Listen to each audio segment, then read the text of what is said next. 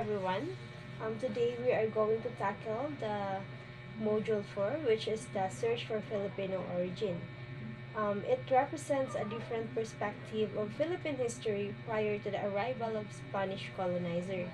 It also became Rizal's motivation to write the sequel Norimitanghere.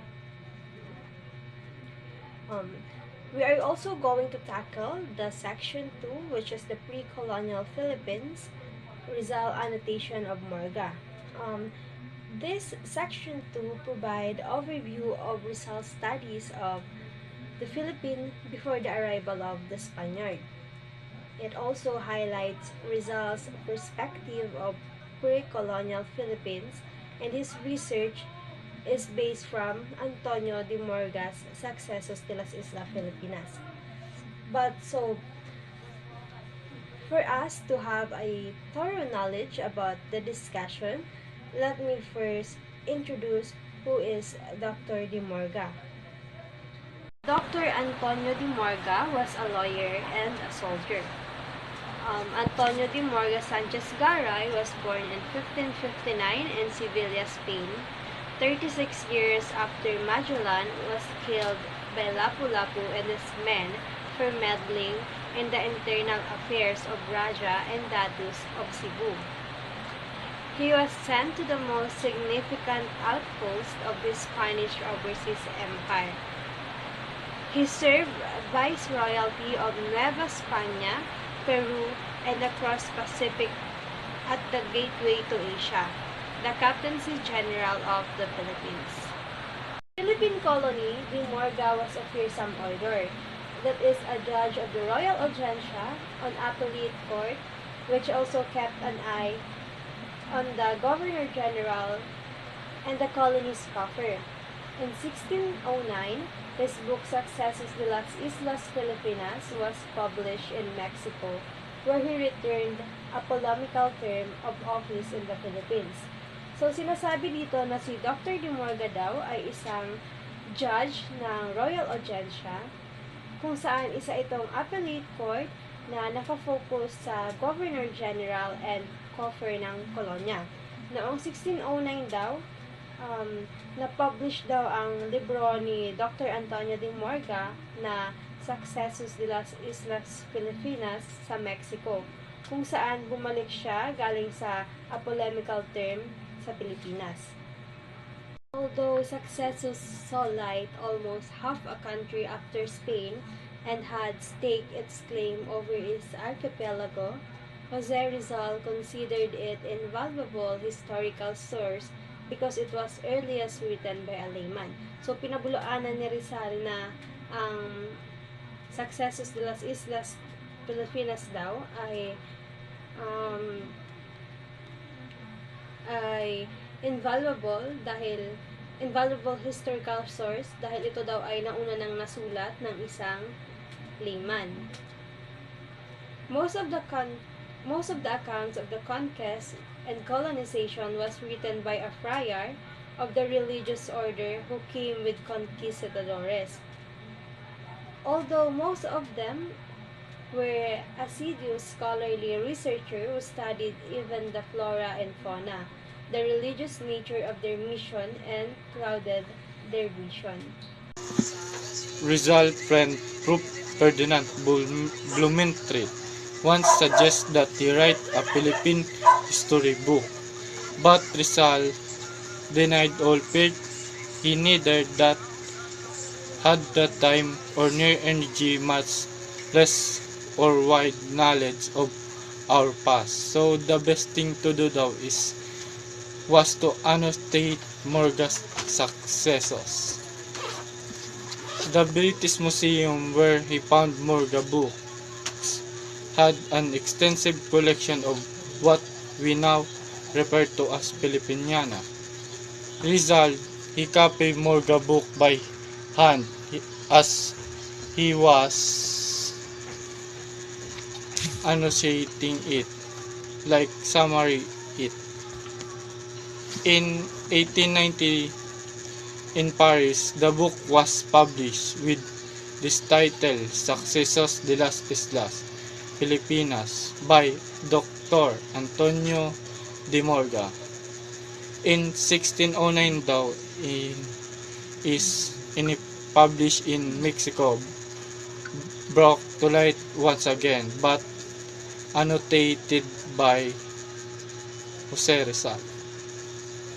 Rizal dedicated this annotated Marga a Los Filipinos to all of us. He said that in the Noli Me Tangere 1887 he began to depict the actual state of our country and the effect that the novel had made him realize that before continuing the Noli narrative he had to delve into our past to better judge the present and measure the progress we have taken during the past 3 centuries. May halimbawa dito na ang Noli Me Tangere ay isang nobelang isinulat ni Rizal kung saan pinakita niya ang katiwalian at pang-aabuso ng mga Kastila sa Pilipinas noong panahon ng kolonyalismo. Sa Marga a los Filipinos, ipinaliwanag ni Rizal ang kahalagahan ng pag-aaral ng kasaysayan ng bansa upang magkaroon tayo ng mas malalim na pang-unawa sa kasalukuyan. Ang pagnanais ni Rizal na sukatin ang progress ng Pilipinas ay nagpapakita ng kanyang pagmamahal sa bayan at layuning makamit ang pag-usbong ng bansa. Rizal admitted that he grew up without knowing much about Aristotle. Like most Filipinos, he could not write with authority about things he never saw nor studied. So he was compelled to invoke the testimonies of an illustrious Spaniard who ruled the destiny of the Philippines as the start of its new era and who witnessed the last moments of our ancient nationality. Morga's book shows the shadow of the civilization of our forebears, and he, Rizal, faithfully transmit the words of Morga, editing only the punctuations of the original, modernizing the spelling for easy reading. Rizal's goal is to make people aware of the erased history and rectify distortions and denegations. If Morga's book with the Rizal annotations succeed, his work will not be vain. Rizal believes Filipinos can shape the future by studying what needs to be done. Rizal's footnote 1 in the report of Alvaro de Mendaña de Niera voyage and the discovery of the Solomon Island is noteworthy.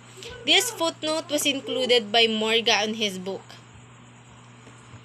After the native being praised by them, the adelantado accused them na nagnakaw sila ng mga kagamitan sa kanilang bangka, kaya itinaboy nila ito sa dalampasigan.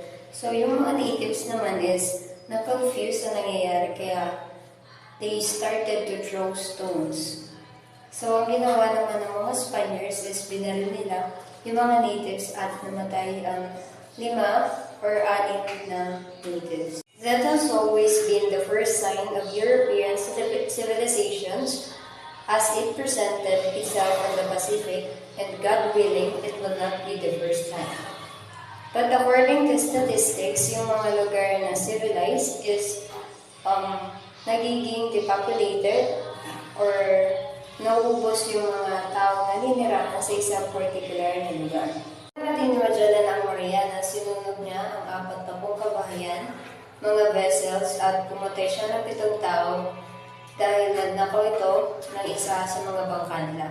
Pero para sa mga natives, wala silang nakikitang mali. Like the civilized ones, find nothing wrong in fishing, hunting, and subjugating people who are weaker. One of the important works of the Philippines about the colonization of Spain published by Antonio de Morga and Mexico, 1609. Siya itong books na Sucesos de las Islas Filipinas. Explain the political, social, and economic aspects of a colonizer in the colonized country. First, political aspects. The colonizing country holds political control over the colonized territory. Ang colonized country naman, the colonized country's political autonomy is significantly reduced. Second is social aspects. The colonizer culture often supersedes or influences the local culture. colonized country, the local population may experience cultural assimilations or resistance. Third is economic aspect. The colonizer typically exploits the resources of the colonized country for economic gain. The colonized country. The local economy may be heavily geared toward serving the needs of the colonizer. The book is based on the experience and observation of Antonio de Morga, annotated by Cerizal with a prologue by Dr. Ferdinand Blumentritt.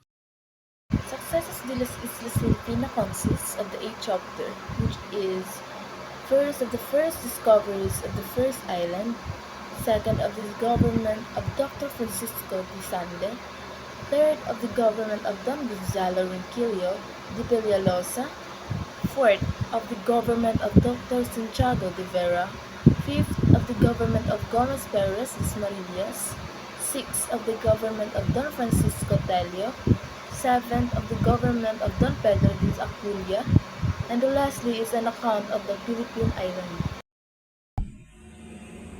What leads Rizal to Morga's work? First is Rizal was an earnest seeker to truth, and his mark is as historian.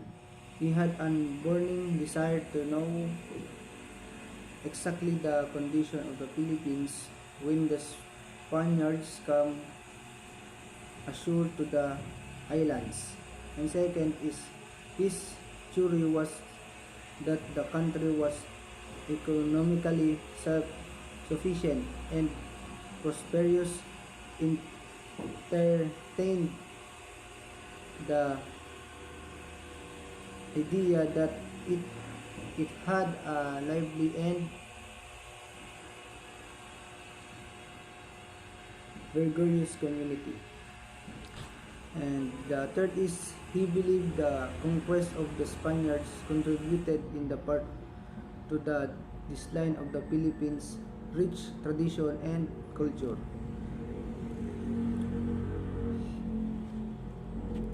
He then decided to undertake the annotation of Antonio de Morga's Posesiones de las Islas Filipinas.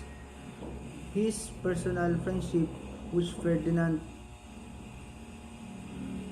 Blumentritt provided that inspiration for doing a new edition of Morga's successors. Rizal felt Morga to become objective than the religious writers, those accounts including many miracles stories. Morga's compared to religious chronicles was more sympathetic to the Indians, and finally Morgas was not only an eyewitness but a major actor in the events he narrates. And why Rizal leads in the story of Morga? So Rizal's second consideration for the choice of Morga was that it was the only civil, as opposed to religious or ecclesiastical history of the Philippines, written during the colonial period. So, ang ecclesiastical po ay parang yung use sa church or something na pwedeng ma-use sa church. Yan yung ibig sabihin ng ecclesiastical. Then, the third consideration for the choice of Morga was Rizal's opinion that this secular account was more objective, more trustworthy than those written by the religious missionaries, which were liberally sprinkled with tales or miracles and apparitions. The fourth consideration of Rizal's choice of the Morga was that it appeared more sympathetic, at least in parts, to the Indios, in contrast to the prior accounts, many of which were biased or downright racist to the tone of interpretation. The fifth and last consideration was that Morga was an eyewitness and therefore a primary source on the Philippines and its people at the point of first contact with Spain. Rizal found the book while he was in London at the British Museum readings room. He hand-copied the whole 351 pages of the book and annotated every chapter of it. It was the first historical work on the Philippines by a Filipino. It is the first history written from the point of view of the colonized, not the colonizer. Thank you. Rizal's purpose on annotating Morgan's work: to awaken the consciousness of the Filipinos regarding to their glorious ways of the past, to correct what has been distorted about the Philippines due to Spanish conquest, to prove that the Filipinos are civilized or advanced even before the coming of the Spaniards. The people of the pre-Hispanic Philippines is advanced, has high literacy rate, self-sufficient, and has smooth foreign relations. The Filipinos were decimated, demoralized, exploited, and ruined by the Spanish colonization. The present state of the Philippines was not necessarily superior to its past. In his annotation, he included the colonial history of the Philippines being in prolonged periods of suffering that many people have been subjected. The Philippines was depopulated, impoverished, and retorted.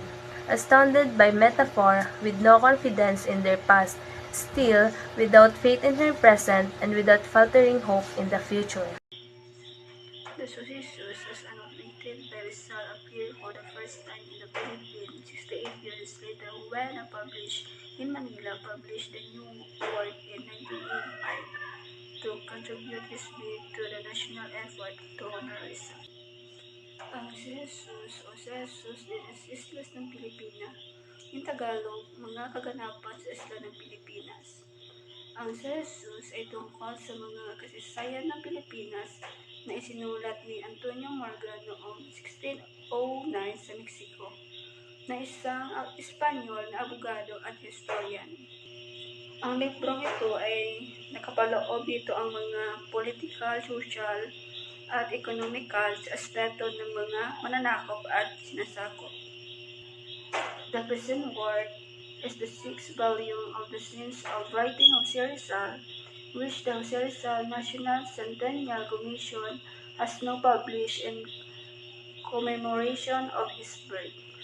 Sixth volume ay hindi na ilathala ang mga sulatin ng Jose Rizal sa National Centennial Commission dahil sa kaarawan niya. There are three kinds of Spanish delusions about the Philippines. Number 1, Filipino were not inferior race. Number 2, Filipino was not ready for reforms. Number 3, denial of equal right cannot be repanned by street. The pensioners of justice. Spain had to learn Philippines relied from Rizal's new edition of Marga's Sessions. Rizal's Annotations had three purposes. Number 1, weakening of the unconsciousness of the Filipinos of their glorious way of the past. Number 2, correct what has been distorted about the Philippines due to Spanish conquest. Number 3, provide that Filipinos are civilizations even before the coming of Spaniards. Awakening of unconsciousness of the Filipinos of their glorious way of the past. Rizal aimed to awaken the Filipino people to their glorious pre-colonial history and heritage. He wanted to remind them of their cultural and historical roots, which he believed had been suppressed under Spanish colonial rule. By doing so, he hoped to instill a sense of pride and self-awareness among Filipinos.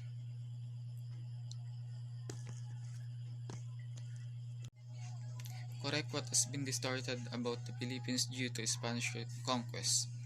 Rizal recognized that Spanish colonialism had often portrayed the Philippines and its people in a negative or distorted light. He sought to rectify these misconceptions and false representation that had been perpetuated during the colonial period. This was part of his broader broader effort to challenge Spanish imperialist narrative. Prove that Filipinos are civilized even before the coming of the Spaniards. Rizal's annotations and writings aim to prove that Filipinos had a rich and civilized culture and society before the arrival of the Spaniards. He wanted to dispel the notion that Filipinos were primitive or uncivilized, as it was sometimes suggested by colonial authorities. By showcasing the pre-colonial achievements and contributions of Filipinos, Rizal aimed to assert their worthiness for self-governance and independence.